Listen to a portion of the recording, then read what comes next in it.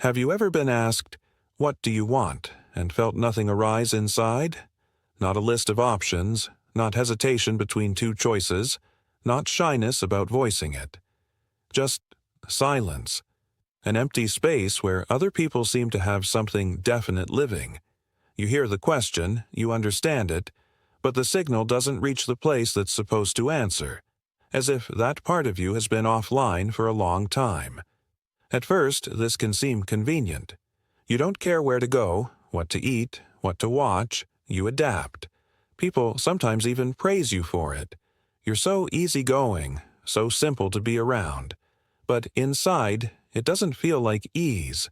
It feels like absence, like everyone else received instructions that someone forgot to give you. They know what they want for dinner, where they want to travel, who they want to become. And you're staring at life's menu without feeling any hunger. Over time, this stops being just a quirk. It starts to weigh on you, because life demands choices, and choices demand desires. When there are no desires, every choice becomes random or borrowed. You take what's offered, go where you're invited, become whoever is convenient for others. And one day you look back at your life and don't recognize it. It's not bad, it's just not yours. Most people don't pause here. They either pretend to want what everyone else wants, or decide something inside them is broken. But this moment is worth slowing down for. Because what if this isn't a defect? What if it's protection? What if desire didn't disappear, but hid so deep that you forgot how to hear its voice? To understand why some people stop wanting, you first have to understand why wanting exists at all. Desire isn't a luxury. It's ancient machinery. For millions of years, it was the engine that kept organisms alive. Hunger made them seek food. Thirst drove them to water. Loneliness pushed them toward the group. Without desire, nothing moves. The organism sits still and dies. The brain evolved a system specifically for this, the reward circuitry. It doesn't just respond to getting what you want. It responds to anticipating it. Dopamine, the molecule most associated with desire, spikes not when you receive the reward, but when you expect it. The wanting itself is the fuel. It's what gets you off the ground, out of the cave, into motion toward something that might sustain you. This system is elegant when it works. A desire arises, you move toward it, you get the reward, or you don't. And either way, the system resets and new desires emerge. Life becomes a rhythm of wanting and pursuing. Wanting and pursuing. There's momentum. There's direction. Even when you don't get what you want, the wanting itself gives life a shape. But this system can be disrupted when the pursuit repeatedly leads nowhere, when rewards are unpredictable or punished, when the environment teaches that wanting is pointless or dangerous. The brain adapts. It turns down the signal, not because it's broken, but because it learned that desire leads to pain. The machinery is still there. It's just been switched to silent mode. And from inside that silence, life looks very different. Flat, gray, strangely motionless. No one is born without desire. Babies want constantly and loudly. They scream for food, for warmth, for touch, for attention. Wanting is their only language. But somewhere between infancy and adulthood, some people learn to go quiet. Not because the wanting stopped, but because expressing it became unsafe. In some families, a child's desires are an inconvenience. They're met with sighs, with irritation, with "not now," with silence that says your needs are a burden. The child learns quickly. Wanting out loud creates friction. Wanting makes people withdraw. The safest thing is to stop asking, and eventually to stop feeling the want at all, because wanting something you can't have is its own kind of pain. Other children grow up in chaos, where desires are granted randomly or snatched away without warning. A toy promised and never given. A trip canceled with no explanation. Excitement punished for being too loud. In that environment, the brain learns something dangerous. Hope is a setup for disappointment. Anticipation becomes anxiety. The dopamine system, designed to reward expectation, starts associating it with hurt instead. So the system dims. Wanting becomes a risk the nervous system refuses to take. Some children learn to want only what others want for them. Their desires are replaced so often by a parent's vision that they lose the signal entirely. You don't really want that. You'd be happier doing this instead. Year after year, the authentic impulse gets overwritten. By adulthood, they've forgotten there ever was an original file. They search for what they want and find only echoes of other people's voices, a hollow archive where something personal should have been. Desire isn't just a thought, it's a body state. When you want something, your chest opens slightly, your energy lifts, there's a leaning forward that happens before any conscious decision. The body mobilizes toward the thing it wants. But for some people, that mobilization was interrupted so many times that the body stopped initiating it. The nervous system learned, wanting leads to danger. Better to stay still. This is how it happens. A child reaches for something, attention, affection, an object, a dream, and is met with rejection, ridicule, or punishment. The pain registers not just emotionally but physically. The nervous system records the sequence: desire, then hurt. Repeat this enough times and the system rewrites its own code. It starts intercepting desire before it fully forms. The wanting begins to rise and something deeper clamps down, kills the signal before it reaches awareness. You don't even know you wanted it. You just feel nothing. This is not laziness.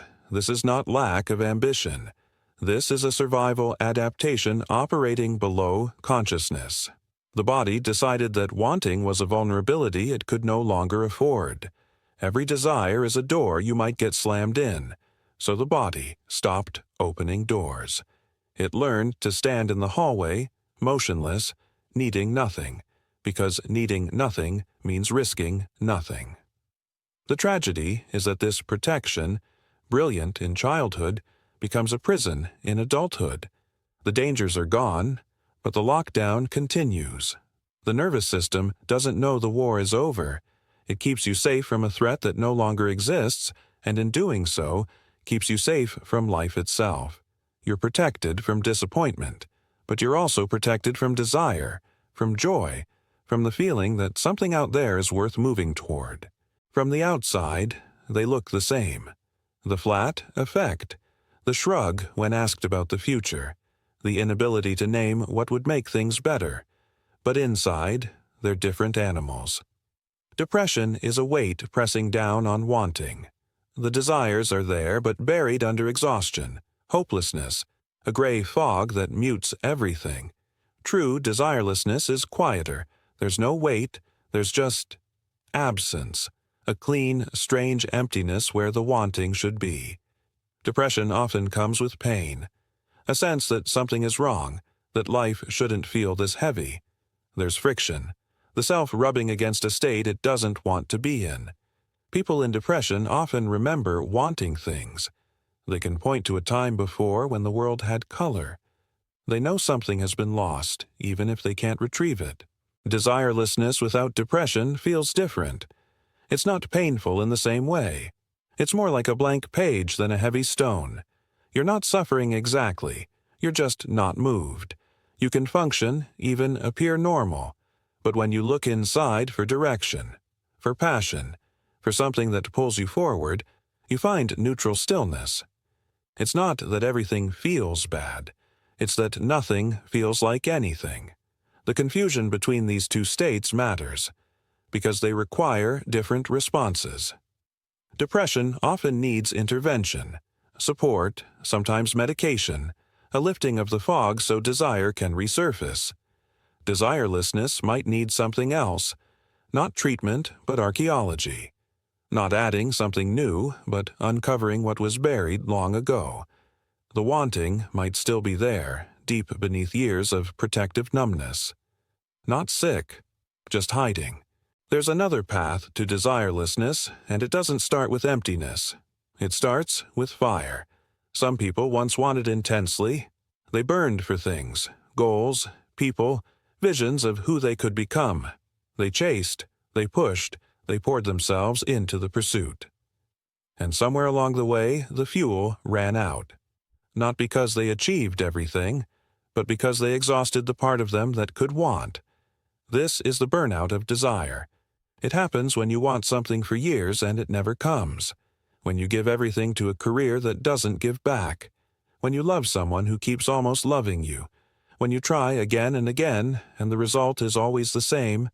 Close, but not quite. Eventually, the system that generates wanting starts to fail. Not from lack of trying, but from too much. The dopamine system isn't infinite. It can be worn down. When anticipation repeatedly leads to disappointment, the brain recalibrates. It stops investing in hope. The highs get lower, the motivation fades, and one day you realize you don't want the thing anymore. Not because you got over it, but because something in you broke quietly while you weren't looking. The fire didn't go out in one dramatic moment. It just stopped being fed. People in this state often confuse exhaustion with wisdom. They tell themselves they've outgrown ambition, that they've made peace with less. And maybe that's true. But sometimes beneath the calm acceptance, there's a grief that never got processed. A loss of the self that once believed things were possible.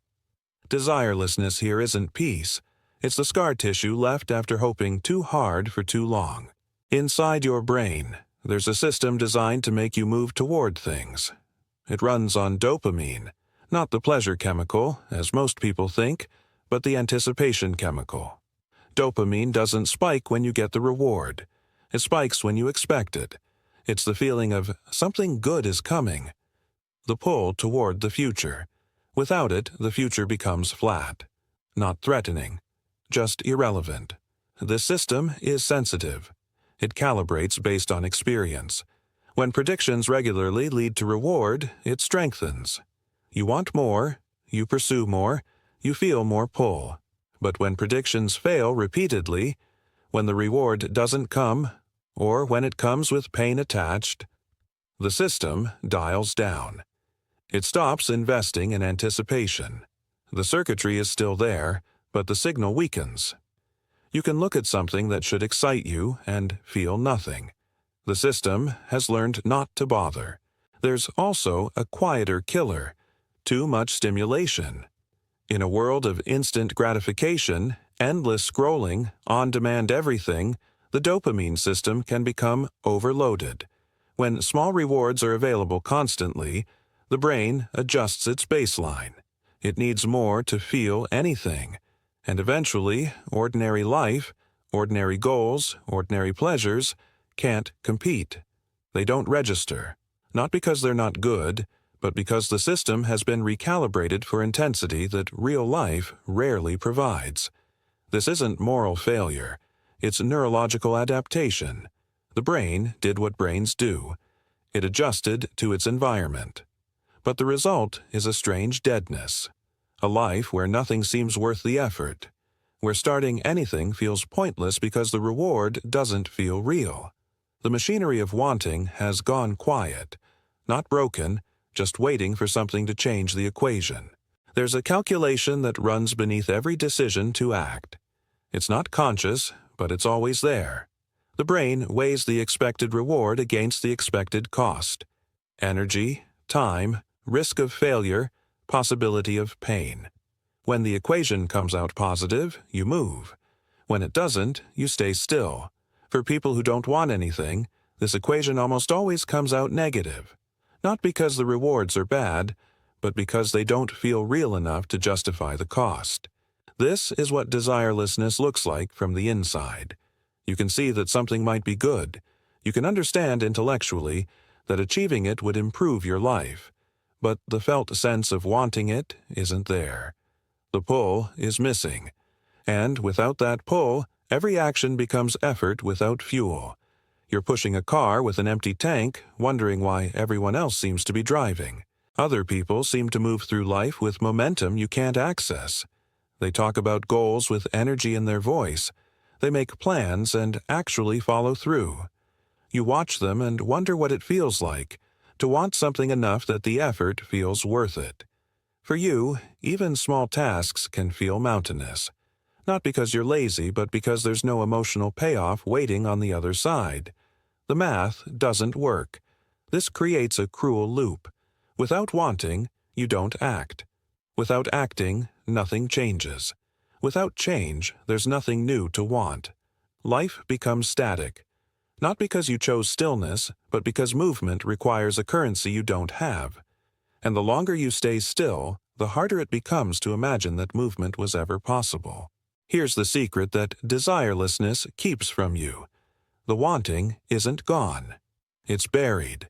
Somewhere beneath the flat surface, beneath the "I don't care" and the "it doesn't matter," there's something that still wants. It's just been pushed so far down that you've lost access to it. The numbness isn't emptiness. It's a wall. And walls are built to protect something. Sometimes the hidden want is so big it had to be buried. You wanted love so badly and were rejected so deeply that the whole category got sealed off. You wanted to become something and failed so painfully that ambition itself became dangerous. You wanted to be seen, to matter, to belong, and the wanting was too much to carry when it wasn't met. So you buried it, not consciously. The psyche did it for you, quietly, to keep you functional. Other times, the want is small but forbidden. A desire that doesn't fit who you're supposed to be. Something you learned was shameful, selfish, unrealistic. You wanted rest in a family that valued productivity. You wanted softness in an environment that demanded strength. You wanted something for yourself in a system that only rewarded sacrifice. The want didn't match the world, so you deleted it. Or thought you did. The numbness is not the absence of desire, it's the presence of suppression. Somewhere in you, there's still a voice saying, "I want," but it's been told so many times that wanting is pointless, dangerous, or wrong that it stopped speaking out loud. It whispers now. Or it speaks through symptoms. Restlessness, irritability, a sadness you can't explain. The want is there. It's just waiting to be safe enough to surface. You've seen it happen. A friend gets excited about a trip, a promotion, a new relationship. Their eyes light up. Their voice lifts. There's an energy that radiates from them, a visible aliveness that says, "This matters to me." And you watch from somewhere outside, unable to access that frequency. Not jealous exactly, just distant, like watching a celebration in a language you used to speak but have since forgotten. Other people's desires can feel almost absurd when yours have gone quiet. You watch them chase things and wonder, why does that matter? You see them devastated by losses and think, I wouldn't feel that either way. There's a glass wall between you and the world of wanting. You can see through it, but you can't touch what's on the other side. Their excitement doesn't infect you. It just reminds you of something missing. This distance can be lonely in a specific way. You're not excluded from life. You're present. You participate. You go through the motions. But you're not in it. Not the way they seem to be. There's a suspicion that everyone else is having an experience you're not invited to. That life is happening to them in a way it stopped happening to you. You smile when they share good news, but the smile doesn't reach inside. Nothing does. The hardest part is that you can't explain it. If you said, I don't want anything, people would try to fix you, suggest hobbies, adventures, goals. They don't understand that the problem isn't lack of options. The options are everywhere. The problem is that none of them glow. None of them pull. The menu is full, and you're still not hungry. And watching everyone else eat only makes the emptiness more obvious. The instinct, when you realize something is missing, is to force it back, to make yourself want. To pick a goal arbitrarily and chase it, hoping the feeling will follow the action. Sometimes this works, often it doesn't, because desire can't be bullied into existence. It has to be invited, and invitation requires safety, patience, and a kind of listening most people have forgotten how to do. The first step isn't to want more. It's to notice what's already there, however faint. Not the big desires, not the life-changing ambitions, but the micro wants. The flicker of interest in a song, the slight pull toward one option over another, the moment you almost said something but held back. These are breadcrumbs. They're easy to dismiss as meaningless, but they're the nervous system testing whether it's safe to want again. If you ignore them, they stop coming. Rekindling desire means lowering the stakes. Not asking, what do I want to do with my life, but what sounds slightly better right now, tea or coffee. Not demanding passion, but allowing preference. The system needs proof that small wants won't be punished, dismissed, or ignored. It needs repetition. You wanted something small, you moved toward it, nothing bad happened. Slowly, the radius expands. The wants get a little bigger. The voice gets a little louder. There's also grief work here. Sometimes desire can't return until you mourn what killed it. The dreams that didn't happen. The years spent numb. The version of you that once wanted freely and was shut down. That grief isn't self-pity. It's necessary. It's the unfreezing of something that had to freeze to survive. You can't welcome desire back while refusing to acknowledge why it left. When desire returns, it doesn't arrive like fireworks. It comes quietly, like color slowly bleeding back into a photograph. One day you notice you actually want the window seat. You catch yourself looking forward to something, not performing anticipation, but feeling it. A small thing, but after years of flatness, small things feel like miracles. The machinery is waking up, the engine is starting to hum. Life with desire isn't easier. In some ways, it's harder. Wanting means risking disappointment. It means caring about outcomes. It means having something to lose. The numbness protected you from all of that, a gray safety where nothing could hurt because nothing mattered. Wanting again means leaving that safety. It means agreeing to be vulnerable to life, knowing it might let you down. That's terrifying. It's also the only way to be fully alive. What waits on the other side isn't constant happiness. It's texture. It's the ability to be moved by beauty, by people, by your own future. It's waking up with something pulling you forward instead of just pushing through another day. It's making choices that feel like yours, building a life that has your fingerprints on it. Not borrowed, not default, not whatever was easiest to agree to. Something chosen. If this put words to something you felt but couldn't name, you're not alone. The absence of wanting isn't rare. It's just rarely talked about because it's hard to describe a void. But the void isn't permanent. Beneath the silence, something still knows how to want.